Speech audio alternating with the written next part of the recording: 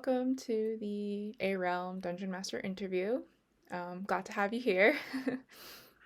Thank you for having me. Yeah, thank you for being here. So we'll just jump right into the first question.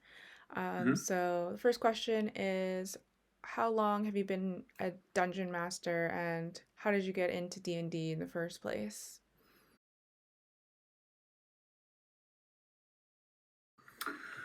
I've been a dungeon master for probably over 10 years, Mhm. and it started out where I played a game of Dungeons and Dragons in high school, Mhm. and then uh, I was kind of the guy that liked to be in charge of everything. So Yeah. after I played a couple of times, I was like, "Oh, let me try to do it." And the first few sessions were terrible. They were bad, but when you don't have a lot of experience and you don't know the rules really well, it was really difficult. But Hmm. over the years, it's something I've gotten better at and something that I've loved. Yeah. And some of my favorite things is bringing new people in and showing this thing. Yeah. So that kind of ties into my second question, about what is your favorite thing about being a dungeon master?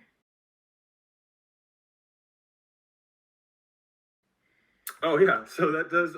Yeah, so I love to bring new people in. Hmm. Um, the thing for me is I really view Dungeons and Dragons as like a really at its core a cooperative storytelling game, and I Yeah. think that a lot of people have this false perception that it's something that's done in a basement and with a bunch of people that are antisocial, and really it's an expression of creativity, and there's so many ways to play the game and so many worlds and so many stories to tell that it's hard to define it.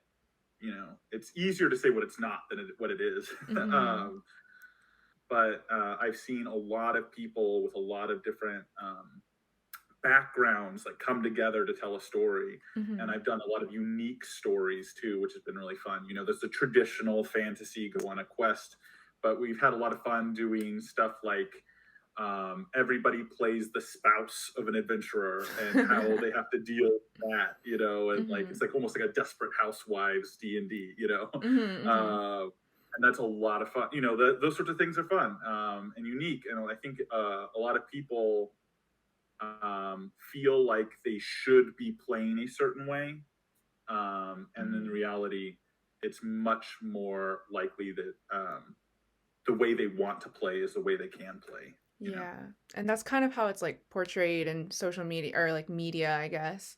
Kind of like Right, what you said, right, like with the basement and like sure. everybody. Yeah. Somebody's like, "Oh, I can't play D&D. I don't have any costumes," and it's like, well. Very few people actually put on costumes at a table. Yeah. Like Yeah. that's a minority of it. One of the great things about ARealm is the costume function if you wanted Yeah. to use it. So It's all in there. mhm. So what is your favorite game and version?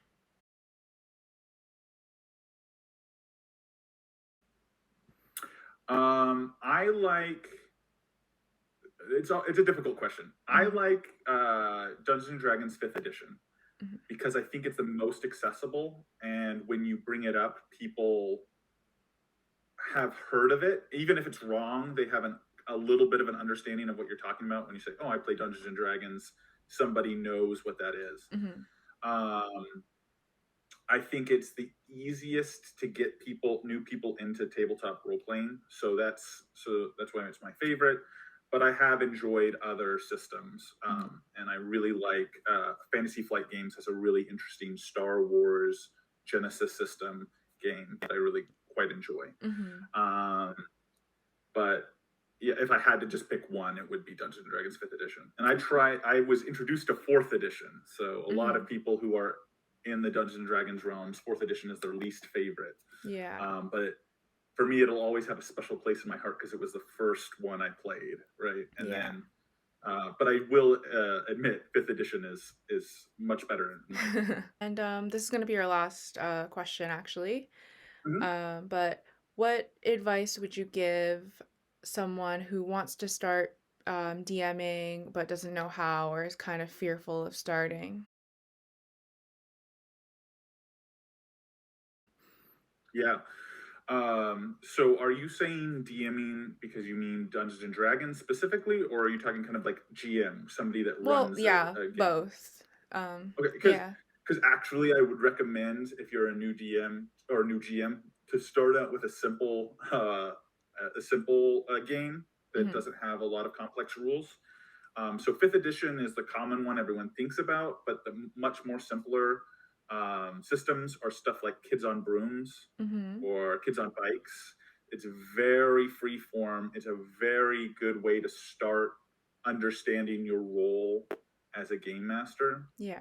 If you're going to start with fifth edition, what I would recommend is um, talk to your players and kind of figure out what everyone's looking for and what everyone's experience is. Hmm. Um, there's a very interesting interview with the creators of Dungeons and Dragons who have said, like, they were introduced to a group that didn't use any skills, didn't use any attributes, just used saving throws in Dungeons and Dragons. If you're familiar with Dungeons and Dragons, that you would Yeah, understand yeah. that. And they loved it. So the ultimate conclusion that I bring from that is, as long as everyone enjoys what's going on, it doesn't matter that you don't know the rules or you don't know everything. Yeah. So my advice is get a group of people together, talk over what you guys want to do, Hmm. and do it. Yeah. The rules are very, very helpful. Everybody will recommend you read them. I recommend you read them. But the Hmm. number one thing is just make sure that your players and you are on the same page Right, right. and have fun. Cool. All right. Yeah, so that's really the end of the interview. Okay, well, thank you. Just simple, quick questions. Yeah, thank you for joining us today. Yeah, it's no Um, problem.